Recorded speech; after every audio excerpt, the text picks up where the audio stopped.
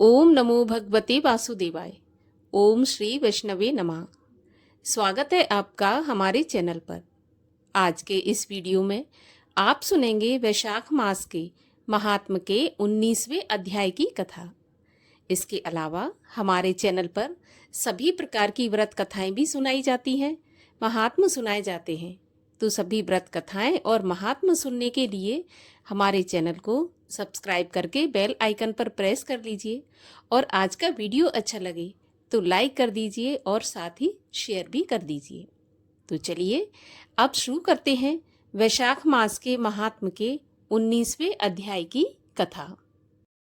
19वें अध्याय की कथा में भगवान के स्वरूप का वर्णन एवं वायु के श्राप की कथा का वर्णन किया गया है।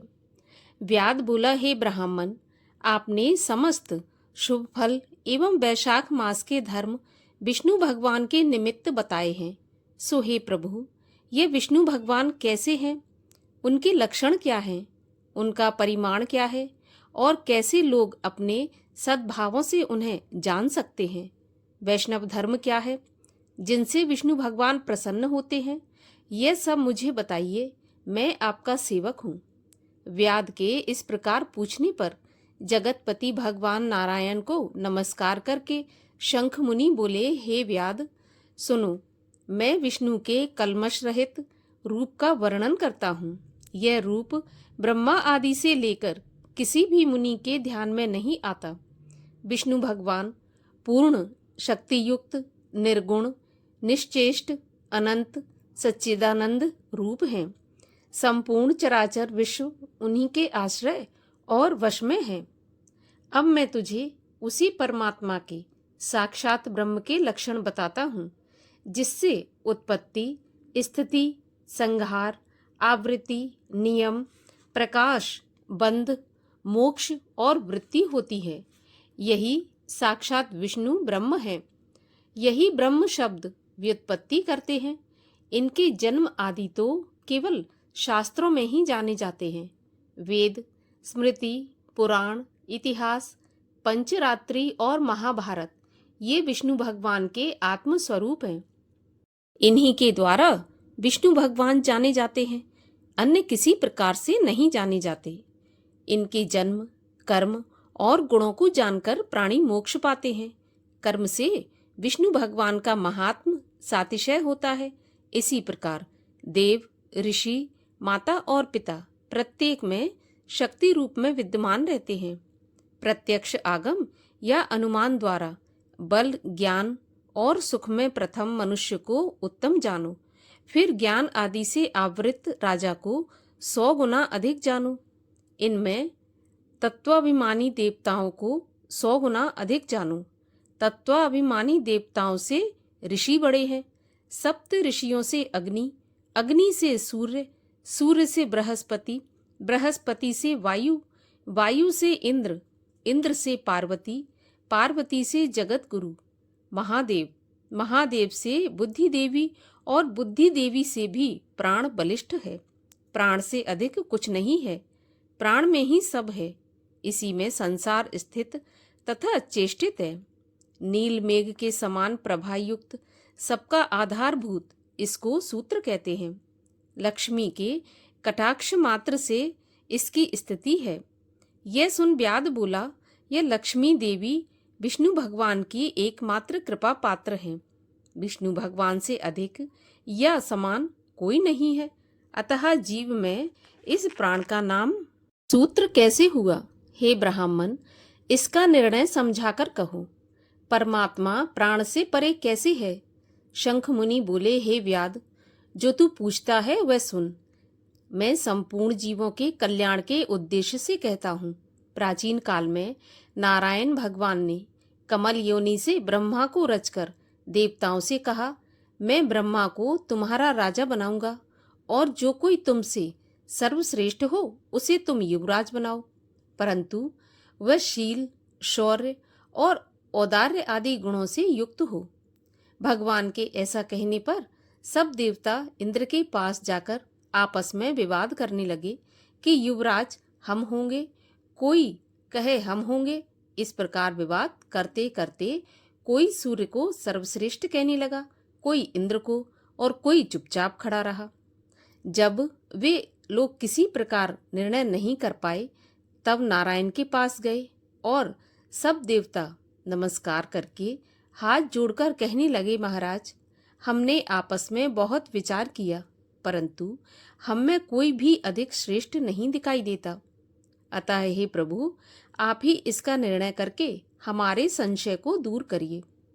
देवताओं की बात सुनकर भगवान हंसकर कहने लगे, मेरे विराट रूप शरीर में से जिसके निकलने से शरीर गिर पड़े और फिर उसके प्रवेश होने से खड़ा हो जाए, वही सब देवताओं में अधिक श्रेष्ठ है और कोई नहीं। यह सुनकर देवताओं ने तथास्तु ऐसा ही कहा। तब जयंत नाम के देवता भगवान के पांव में से निकल गए। उसको सब पंगु कहने लगे, परंतु देह नहीं गिरा और पूर्ववत सुनता, बोलता, सूंघता, जीता, देखता, जागता और सांस लेता रहा। इसी प्रकार गुह इंद्रियों में से दक्ष नाम प्रजापति निकल गए। हाथों से देवताओं का स्वामी इंद्र निकला, उसे हस्तहीन कहने लगे। नेत्रों से सूर्य निकला, तब उसे काना कहने लगे। घ्राण इंद्रिय से अश्विनी कुमार निकले, तब उसे नासिका रहित कहने लगे। कानों से दिशाएं निकली, तब उसे वराह कहने लगे।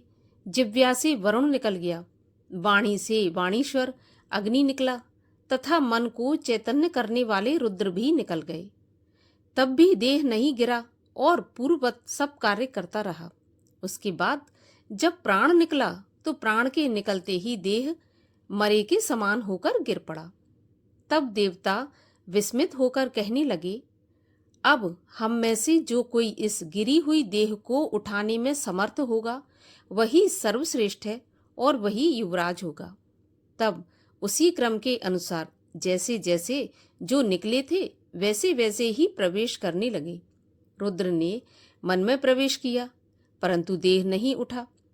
सबके पीछे प्राण घुसे, तो प्राणों के प्रवेश करते ही शरीर उठकर खड़ा हो गया। तब देवताओं ने निश्चय किया कि बल, ज्ञान, धैर्य, वैराग्य और जीवन से भी अधिक ये प्राण समस्त देवताओं का अधीश्वर और व्यापक है। इसीलिए प्राण को ही युवराज बनाया और उसके सम्मान में सामवेद का गान करने लगे। इसलिए स्थावर और जंगात्मक ये सृष्टि प्राणात्मक है, अधिक बलवान और सब जीवों का अंतरात्मा है, भिन्न भिन्न कर्मों का संपादन करने वाला है। यही लीला करके सब संसार का रचने, पालने और संहार करने में समर्थ है। शेष, शिव और इंद्र आदि जड़ चेतन कोई भी सिवाय विष्णु भगवान के इसका पराभव नहीं कर सकता।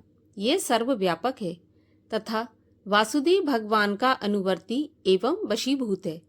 ये भगवान के प्रतिकूल न कभी सुना है और न देखा है। इंद्र आदि देवता प्रतिकूल हो जाते हैं, परंतु प्राण कभी भी विष्णु भगवान के प्रतिकूल नहीं होता। ऐसे भगवान के महात्म और लक्षण जानो।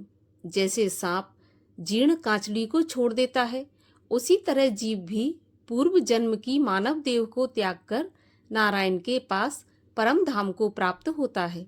यह सुनकर व्याध अत्यंत प्रसन्न होकर बोला, हे ब्राह्मण, जगत गुरु सर्वेश्वर प्राण की महिमा लोक में कोई भी नहीं जानता। देवता, मुनि, राजा और महात्मा आदि की महिमा पुराण तथा लोक में बहुत सुनाई जाती है। सो हे मुनीश्वर, यह मुझे बताओ। शंख मुनि बोले, प्राचीन काल में देवादिदेव अनामय नारायण भगवान का अश्वमेध द्वारा यज्ञ करने के लिए प्राण गंगा तट पर गया। वहां बहुत से मुनियों को संग में ले हल से भूमि की शुद्धि करने लगा। जहां पृथ्वी के नीचे गुफा में कंब नाम के महात्मा समाधि लगाए बैठे हुए थे, वह हल से बाहर खिंच आए। तब प्राण को अपने सामने खड़ा हुआ देखकर क्रोध से श्राप देते हुए बोले, आज से तेरी महिमा तीनों लोक में जाती रहेगी और विशेषकर भूलोक में तुझे कोई नहीं मानेगा। मुनि के ऐसा कहने पर क्रोध करके पवन बोला, मैं निरपराधी हूँ, तूने बिना अपराध मुझे श्राप दिया है। सो हे कंब, तू गुरुद्रोही हो और तेरी वृत्ति विश्व में निंदित हो। तभी से संसार में और विशेषकर भूलोक में प्राण की महिमा प्रसिद्ध नहीं है और श्राप के कारण कंब गुरु को मारकर सूर्य का शिष्य हुआ। हे व्याध, जो कुछ तूने पूछा सो सब तुझसे कहा। अब आगे जो तुझे पूछना है सो पूछ। इसी के साथ 19वें अध्याय की कथा का यहीं पर समापन होता है। 20वें अध्याय की कथा सुनने के लिए चैनल को सब्सक्राइब अवश्य कर लीजिए, बेल आइकन पर प्रेस कर लीजिए और अगर आज की ये कथा अच्छी लगी हो तो एक लाइक करके शेयर भी कर दीजिए।